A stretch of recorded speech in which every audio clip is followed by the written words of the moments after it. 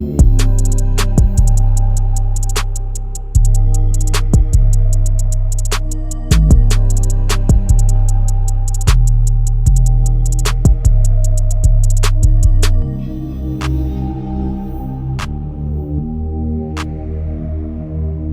back to the Team to Beat Miami Heat podcast, your one-stop shop for daily Miami Heat and NBA content. My name is Amir.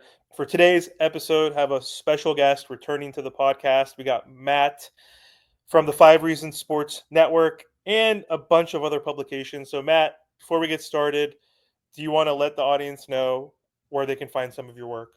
Yeah, man, you can find me on Twitter at NPH_A24_. You can find me at howtahoops.com, vendettasportsmedia.com, mountainwestconnection.com, in addition to playback.tv/5RSN and playback.tv/hoops profile. I talk too fast sometimes. My brain and my mouth don't always, they're not always on the same page. So, but thanks for having me on, man. Yeah, that was a mouthful. So no one's going to remember all the No. publications and different, networks that he works for, but he is a busy man, so excited to have him on to talk about the offseason for the Miami Heat. So Matt and I haven't talked in a while, I believe. I think it was before the playoffs. We know how this season turned out, which was very horrible for the Miami Heat, getting swept in the playoffs and in a very embarrassing fashion where we lost by 35 in game 3 at home, and I think 37 actually, and that was the worst playoff loss in NBA history for the Miami Heat franchise history.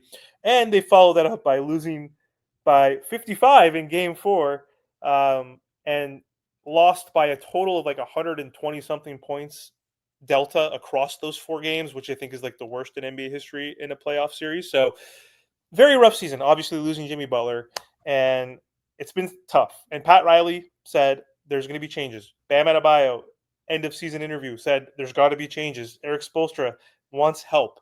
And who could that man be, Matt, that could possibly come and save the Miami Heat next season? Some guy that we've tried to trade for and have failed acquiring multiple times in the past. We're on Kevin Durant watch. This feels like Dame Lillard 2.0 summer. Hopefully it doesn't last that long because in all likelihood, Kevin Durant is probably going to be traded before the NBA draft, which is next Wednesday. But here we are again. We are hoping for a 37-year-old semi-injury prone player to potentially save this Miami Heat team from getting out of the play-in for the 4th consecutive year. And we talked about this offline, but want to gather your thoughts on the whole Kevin Durant situation. So, two-part question. Do you want Kevin Durant on the Miami Heat? And that's either a yes or no, and I want you to explain your reasoning behind that, but also what do you think the Miami Heat have to actually give up to get Kevin Durant on this team? And what are you personally like willing to give up to get him? So what are your thoughts on the whole situation? My stance this entire time has been no on do I want Kevin Durant, and it's not because I think Kevin Durant's a bad player. Um, I said this at the deadline, just aesthetically, sentimentally, watching Kevin Durant in a Heat uniform would be just sick. Like it'd be awesome. He's one of my favorite players to watch all time. He's one of the best scorers I think anyone's ever seen. He's probably the best scorer of my lifetime, up to this point, or at least one of them. Him and Braun, and you could throw Steph in there, whatever. He's still incredibly efficient at 36 years old. Like he's still, an all NBA talent. He didn't qualify for an all NBA team last year because I think he only played like 62 games. So he just missed the 65 game cut, but he had a valid case to make third team all NBA if he played 65 games. And so it's not because of that. It's more so because of where the team is at. And, coming off a 37 win season, one of the worst seasons really since the Big Three era ended.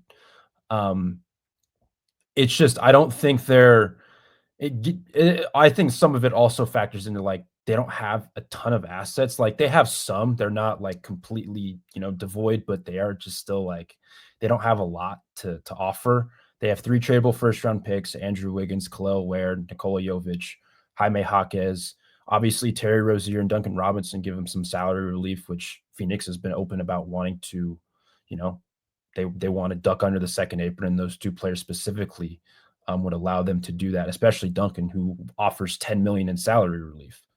And so like it's not like they're completely devoid, but those aren't like great assets in and of itself. And I think with Kevin Durant at 37 years old, final year of his contract, he's in the twilight of his career, even though he's still a good player.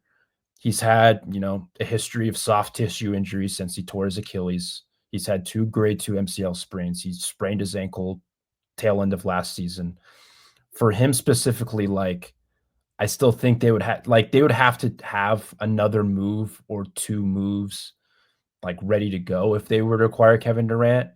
And if you're just looking at it from like a long-term perspective, I don't think like I don't think I don't know how much it would elevate their ceiling. Like, obviously they'd be more competitive with Kevin Durant. Like he's still that good of a player.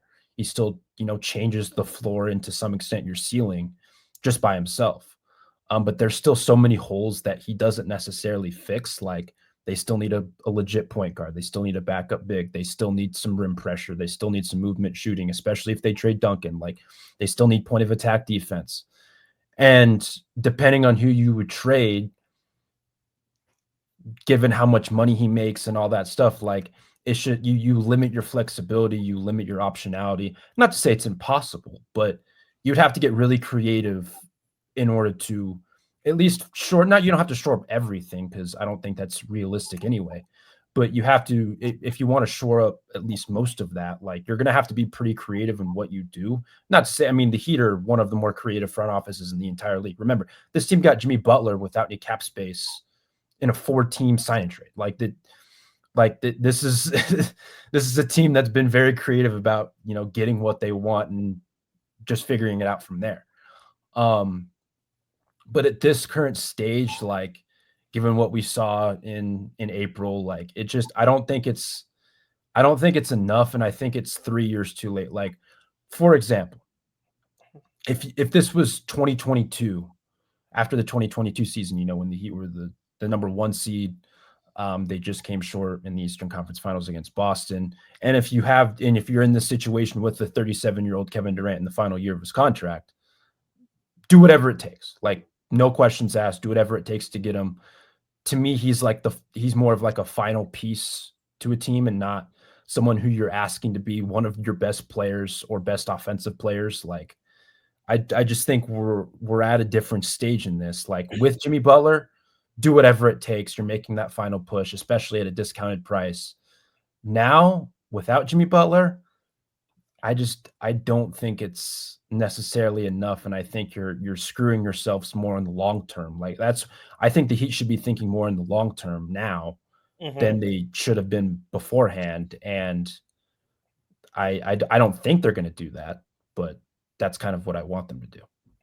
Yeah, that's a guy. I love how you like Nostradamus predicted the future of a future question, but in terms of like short term, long term planning, which we can get into. But for me to counter, like I agree. Like I still want Kevin Durant because I just want to see a different product because this is our new version of running it back, and Sure. it's not running it back for 4 seasons in a row essentially, but with that core, but it's running it back with Tyler, Bam, Wiggins, Terry Rozier, Duncan Robinson, like running it back with basically everybody but Jimmy Butler for the most part. Essentially, you still have that core of Duncan, Bam, and Tyler, and then we're essentially running it back with the team that was 8 games below 500. That got swept in the playoffs. That doesn't have a real identity. Their defense has slipped, even though they're still top 10. I think they were still 10 last year. They were Yeah. top 5 last year, which is a big difference because you saw those games where mostly I think it was on the offensive end, but still they couldn't get stops in those fourth quarters where we had 17 double-digit leads.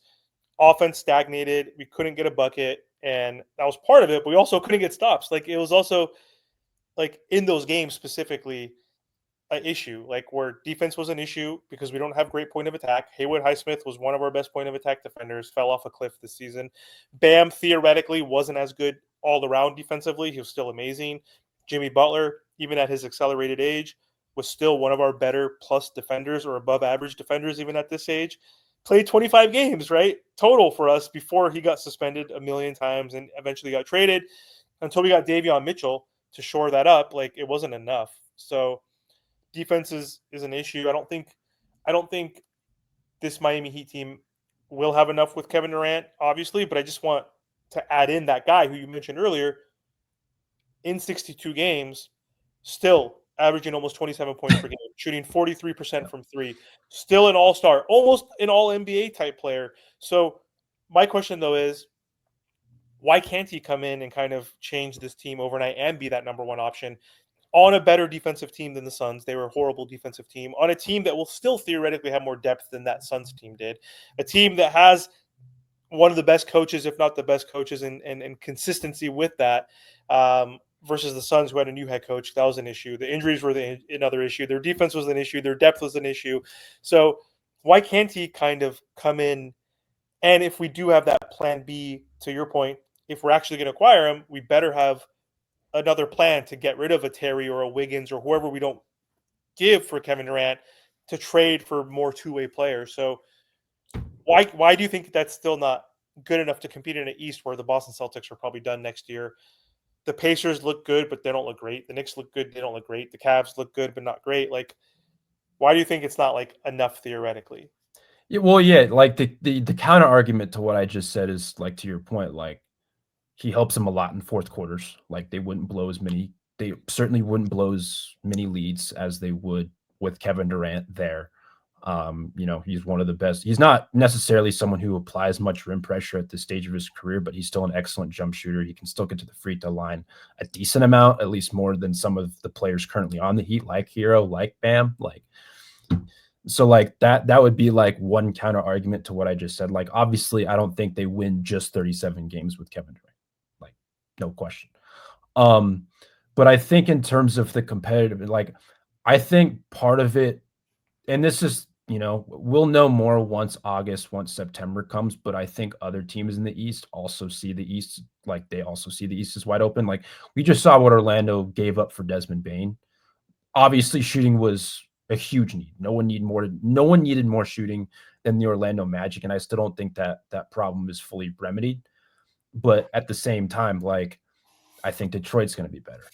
I think Indiana's obviously still going to be really good and potentially better if they, re-sign Miles Turner and get something else.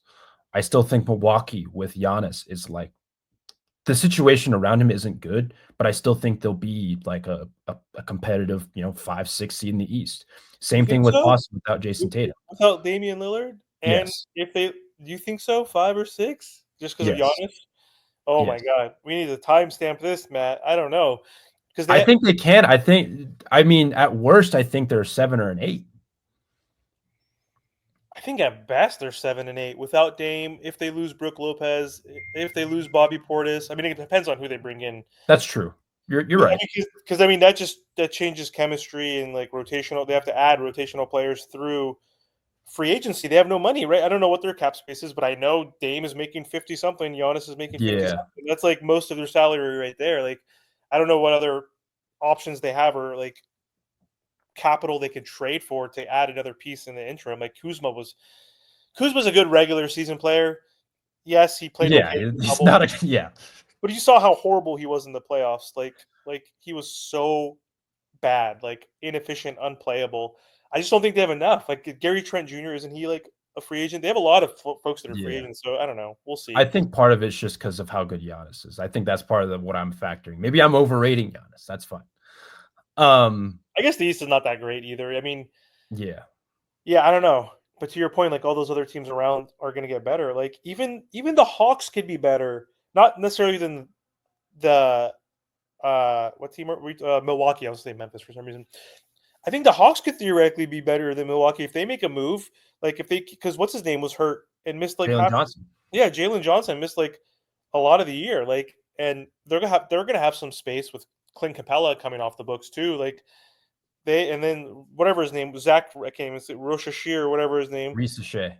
Whatever that guy. Like he obviously had a good second half of the year. Like they have some decent pieces. So like even they can like compete, and I don't mean compete, but you know what I mean. They can Yeah. compete I like think that they'll be in the six to mix eight for range, 6 to 7, 9 range. yeah. Yeah.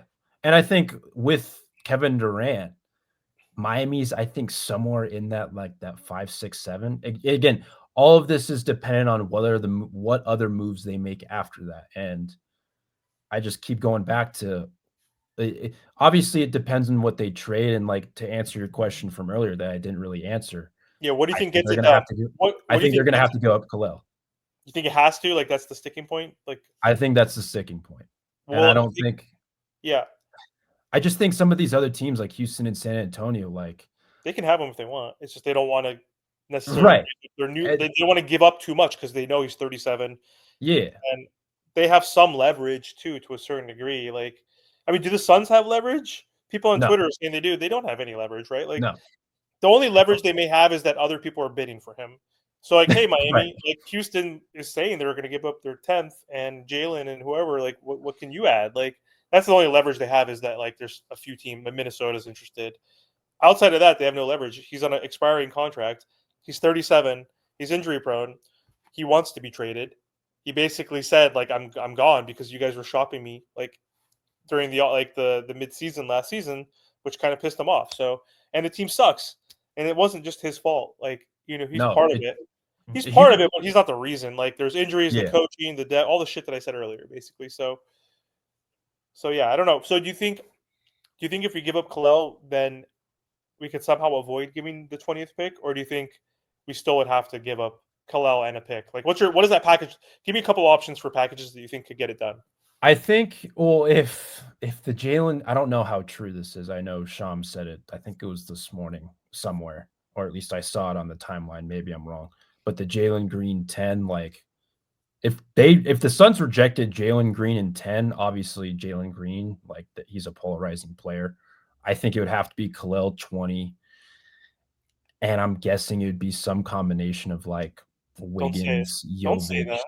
Duncan. No.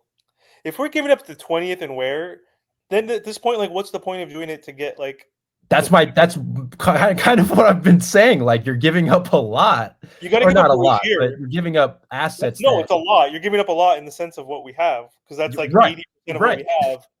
So I I mean, in think that you're giving up Ware and the pick. I think if you're giving up Ware, let alone Ware, then you throw in Rozier. You yeah, can't give away Wiggins, who we would need with Kevin Durant. Like yeah, I don't know how that would work, like what that starting lineup would look like. I guess you would have Bam back at the 5, you would have KD at the 4, you would have to have Wiggins at the 3 because we need two-way versatile players, someone who could be a 3 and D type player, and that's Wiggins, someone who can give you 15 to 18 points, someone who could be a point of attack defender. Like we need those players. Like if we're giving up Kel'el Ware and a pick, there's no fucking way we can give up Wiggins. Like you have to give up Rozier then for the salary, right? Like yeah. there's just no Well, way. Like what's the point? Like you're just giving up way too much at that point. yeah, Then we have nothing to do for that second piece. exactly. If we're giving up Wiggins, Ware, a first round pick, like and Duncan, like what are we gonna get then for that second piece then? How are we gonna get DeMar even? We wouldn't even be able to get DeMar then. We'd have to give up Jovic, Hawk has another pick. Like that I'm not gonna be willing to give up No, everything for DeMar and KD. Like at this point you might as well just wait, right? right. Well, that's kind of like my original point. Like you'd have to have a couple moves lined up, likely via trade. I mean, again, it depends on because I think the something that I don't think I've brought up yet that we talked about off air is considering Kevin Durant's Kevin Durant and he'd be in Miami, like I'm sure there'd be a couple players in free agency who would be more willing to, take a pay cut to go play in Miami with Kevin Durant. I don't know who those players are. I don't know how much they would address Miami's needs, but I think there are players like that. And Russell so Westbrook. Russell that Westbrook. changes the equation a little bit, but like you would still need another move or two lined up Right. to make sure you fill in some of those gaps of the holes that you already have. And if you trade Kel'el Ware, you're opening up another hole with Oh, we're like screwed. it's just to me, and I just think trading Kel'el, like I think they would need to. I think again, as much as I love watching Kevin, I think trading Kel'el for Durant is just it would be irresponsible. Like it to a degree of like you're trading your best non-Bam Adebayo asset, arguably. We could argue whether it's Tyler or Khalil.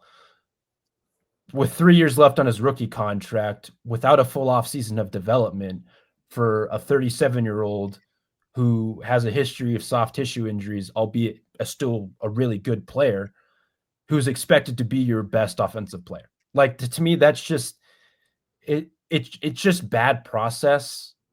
I agree. And I just like I'm in complete agreement with you that like by itself, Kalel in 20 is a lot for Kevin, especially once you get the money, like whether it's Wiggins, whether it's Rozier, Duncan. Like I think the package, what it would be uh for Durant would probably be like Terry, Duncan, and Ware plus 20. I don't know if that actually works financially, so maybe I'm just wrong. Um, I'd have to, double check that math. I think it would work, but like those two players offer salary relief plus Kel'el Ware plus 20. Like I think Ware would be thrown in to prevent future picks being thrown in. They have the 2030 and 2032 picks that they can trade. I wouldn't do that either. And so if that's the sticking point, I whether wouldn't it's either. the 2030 pick or Kel'el Ware to prevent that 2030 pick from being traded, I don't know what I would do. I think there's pros and cons to both. But Ware plus 20 would be a lot, especially considering what else you would have to put in there for the money matching purposes. And I don't think it'd be worth it. But I think that's what Phoenix wants. And we're now in a stage where Phoenix is, they're also stubborn with what they want because they want more when they have no leverage. Houston, Miami, San Antonio, who else is in that mix? Like they're just like, no, the reason why we're offering so little in our negotiation is because we know you don't have leverage. We're waiting for you to lower your asking price and we're waiting for you to budge. The time is ticking for Phoenix. The time isn't ticking for Miami. The time's not ticking for Houston. Miami and Houston can do this for 3-4 months. Phoenix, if they want to get this done by the draft, something's going to have to give eventually. And so, but I ultimately still do think that said, it will probably take Kel'el Ware. And if it doesn't, I'll be pretty surprised. And that's where it kind of goes. Like you and I, you asked me before we got on, do I think the Heat get Ware? I think I'm in 55-45, yes, because I do think the Heat are desperate to get him, but like the 45, that could be, you could flip-flop that for what I just said, just because like Houston might be like, fine, we'll throw in, so and so. Like they don't have to deplete their war chest of assets to get Kevin Durant or San Antonio or whatever. The Heat to an extent do, because they don't Well, have yeah, as much as those other teams. And so exactly. like that's the game of chicken that's out there right now, is because Phoenix doesn't have any leverage. They wanted to trade Kevin Durant at the deadline. That pissed him off, especially when you factor in his age and contract. Like, no, they don't have any leverage. I agree. So, Yeah. Do you think a package of, because I want to keep Kalel out of it for sure. yeah, Because I don't think if we get Kevin Durant, we're gonna have to extend him. So then you have like a 2-year window probably, even though you might extend him for 2 extra years. Like you have three yeah, seasons with him. You probably have 2 years with him to kind of build that team somehow, right? Like even if you get him this year and you don't really get to add that second option, like he's going to hopefully be another year older. he's gonna be another year older. But like going back to what we said earlier, he's still elite and obviously an all-star. Yeah, Like his presence makes Tyler Hero better, I think. I think Tyler Hero, if yeah, he can continue to improve, and he's going to have to play a little more off ball, but like he'll still have the ball in his hands, obviously, because we don't have a playmaker point guard on this roster.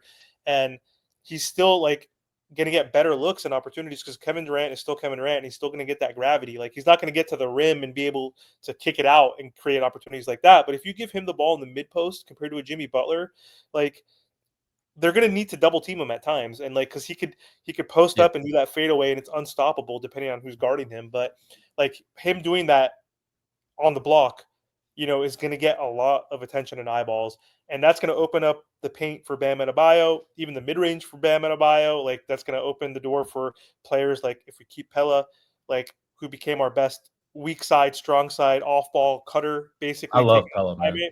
You know what I mean? Though, like that's going to help. That's going to help Larson off ball. It's going to help Tyler Hero with his gravity that he's going to pull in. Like, so I think Tyler could still theoretically be that 23, 24 point game scorer. Maybe Kevin will be like that also 23, 24. Maybe his numbers go down a little bit Yeah. because his usage probably won't be exactly the same necessarily.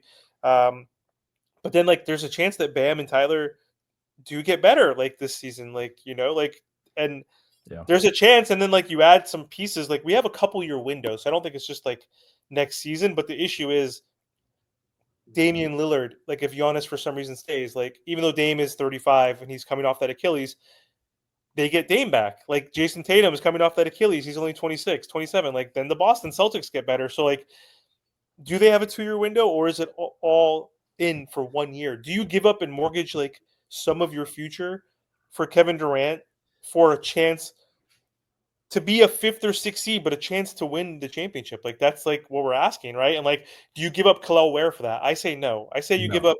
I say you give up the pick. I don't want to give up 2 picks. So like, I'm thinking I still rather give up 2 picks than Kel'el because of his potential and his upside. But I would be willing to give up Nico, Jaime, the 20th pick, Duncan, and Wiggins.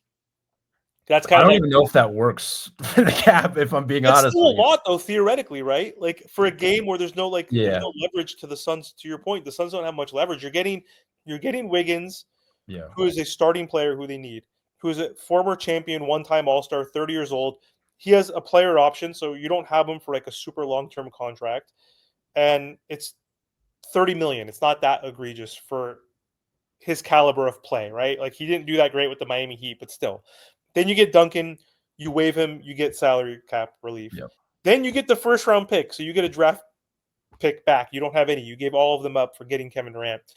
Then you have Nico, who I think is more of a special player than Jaime and less replaceable for the Miami Heat, and someone intriguing for the Suns to have at 21 years old, who could be a point forward at 6'10", who could spread the floor, who could play in transition with Devin Booker. Then you have Jaime, like who's a wing player. Like he's very replaceable, a guy who can't shoot, right? But he's still a young asset who has shown potential as an all rookie first team player. Bad rookie slump, but Jaime has potential and upside. So you're getting 2 young players. You're getting salary cap relief with Duncan. You're getting Wiggins as a starter, and then you're getting that first round pick. Like even that is a lot of our assets and Right. young players. Yeah. And it still might not even do it theoretically because of what Houston could have offered. But if Houston and the Timberwolves, if for some reason they're going to not send Kevin Durant to the Timberwolves, which I don't think they should be able to send him anywhere he wants. Like who cares if you want to go there, right? Yeah. But then that's the issue, though. Then the Timberwolves are not going to offer as much because they see it as a 1 year rental. If KD says it's a 1 year rental, and then also if the Rockets are not going to budge and give a shit ton, then what I said theoretically should be good enough to get him done. Right. It all depends on what the other. It's the chicken game again, right? But I think that's Yeah. like the most I would offer, in my opinion. I think the offer that I keep going back to in my own head, I don't think this would be enough, but Wiggins, Duncan, Jovic, and 20. No, you got to throw in Jaime. Like I said, come on. I That's I I mean, I don't know if it works financially, I'd have to go do that, but that one, the one I just said, I know works because I've done that plenty of times because that's just the one I keep going back to. But even then, like in my own head, just based on what I've said earlier about what reason why I don't want to go after Kevin as much as I love him as a player and love him as a tweeter, like him and Heat Twitter would be excellent.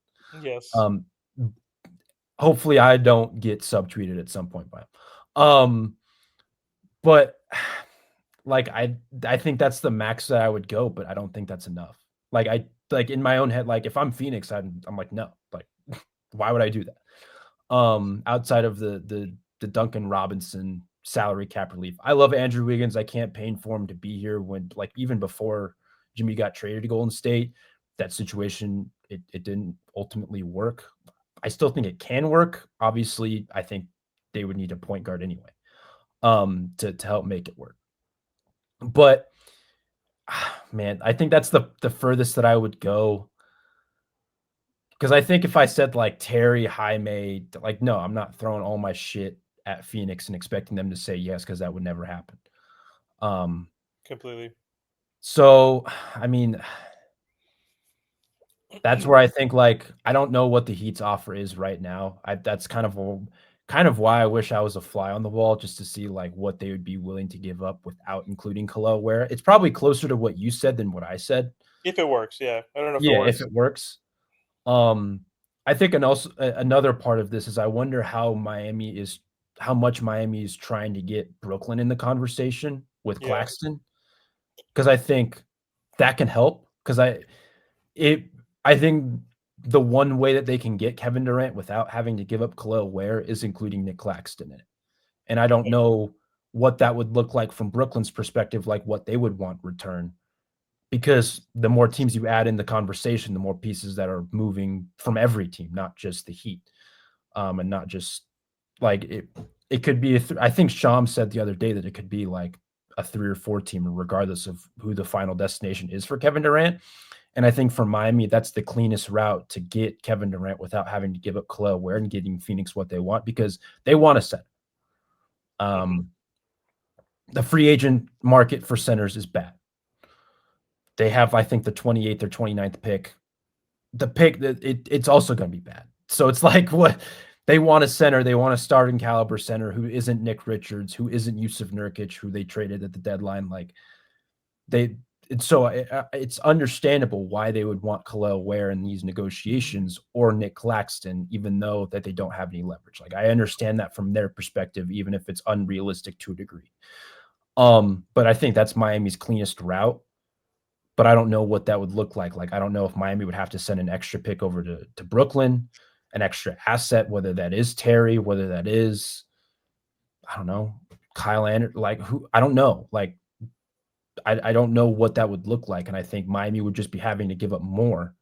Whether it is Jaime Jaquez, like whether Jaime Jaquez isn't in the deal that goes to Phoenix, but to Brooklyn, like you're still giving up young Hmm. assets for Kevin Durant. Like that's likely the only player you're getting back in that deal, and so that's where it becomes a little bit convoluted. Like I don't know what that necessarily looks like, and I think Miami would have to give up more to make that work. But I think if they don't want to give up where, that might be the cleanest route. It's kind of what I'm trying to get at. Hmm.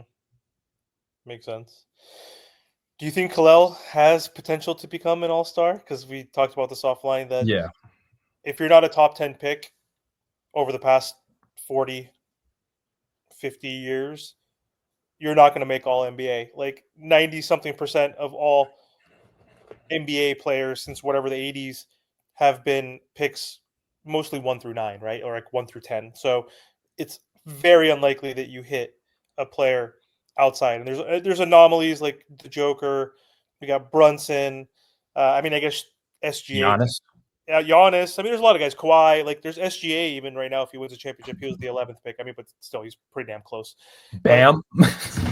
yeah, those guys are close though. I mean, like guys that like. I mean, 15's also close with Kalel, right? That's different Yeah. than like us getting upset for wanting to add Nico into a trade package because of his potential. Like he was like the 28th pick. Like the odds of him becoming like a all star, and I always think of him as like a white Lamar Odom. Basically, when the Heat had Lamar Odom back in the day, you know, rookie Dwayne Wade's got my D Wade shirt during D Wade's rookie campaign season. We had that like he was our point forward. Like I think Nico's kind of like a Lamar Odom esque type player, Mhm. um, but even for him to get to that level, because Lamar was a multi-time All Star, like that is so like the odds are so low. Honestly, even though he has shown improvement in his 3 years, so.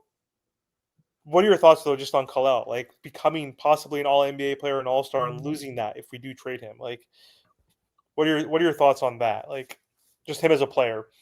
I still have questions about Kalel as I still have questions about his rookie season specifically. Like I still have questions about the outside shooting. Obviously, he got pushed around a little bit because he's still not super strong yet. I think that'll take time, and I think that's kind of the reason why I want him because I know that the Heat are going to invest in him in terms of getting him stronger, Mhm. getting him more like ready.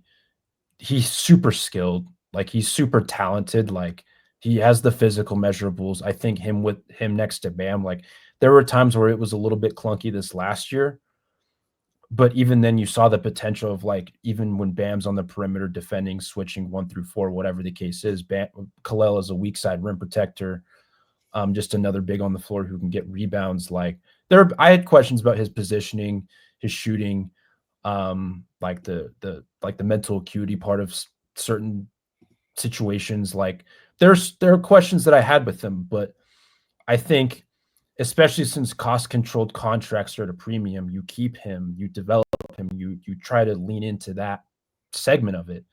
And I honestly do think that his ceiling can be an all-star. I'm not saying it's going to happen right away. I'm not saying it's going to happen within, this Kevin Durant like 2-3 year window.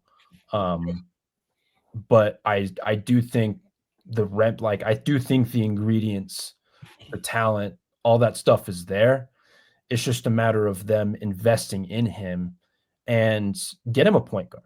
To see what that looks like. If you really want to invest in him, get him a point guard, get him someone who can make life for him easier, as well as Bam Adebayo, as well as Tyler Hero if he's still here. Like, make their lives easier, and see what happens. Like, obviously, with the full off season of development, him getting stronger, him improving some of the skills from last season, his in between touch, his long range touch, just all that stuff, improving him in that way. Like, if you spend years and years of development to get him right, like, yeah, I do really think there is like all-star potential there. I don't know when exactly that will be, but you just hope he takes that leap at some point. And that's and that's the conversation of it. Like, you hope. It's not like you can guarantee it. We've been hoping for young players we were hoping for Jaime Jaquez to take that leap as a sophomore, and he ultimately didn't. He took a step back. That might happen to Kel'el. I don't know. And I'm still someone who wants Jaime Jaquez on the Heat, just because I think, like, again, if he there's things he has to improve, obviously, especially his 3-point shooting, but like, if that's something that gets right, if he develops counters, if he improves as a defender, like, I think there's like something there. Like, I'm not going to say for him specifically that there's an all-star. I think there's a lower ceiling for him than there is Kel'el, obviously, but I still think you have a solid rotation player. And that's a time where if you want to get off of Jaime Jaquez or someone like that, you build their value back up or further than what it is right now, and then you can consolidate them for something potentially greater. Don't know what they are. Like a Giannis. If Hopefully, let's say Giannis asks out next offseason. It says Miami only.